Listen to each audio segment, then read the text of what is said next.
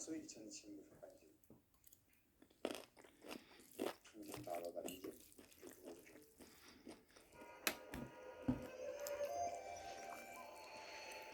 Corruption hasn't only consumed construction funds, it's eaten away all possible hope for some of China's poorest people. In the distance, the banner proudly proclaims constructing the new township of Gaoyang.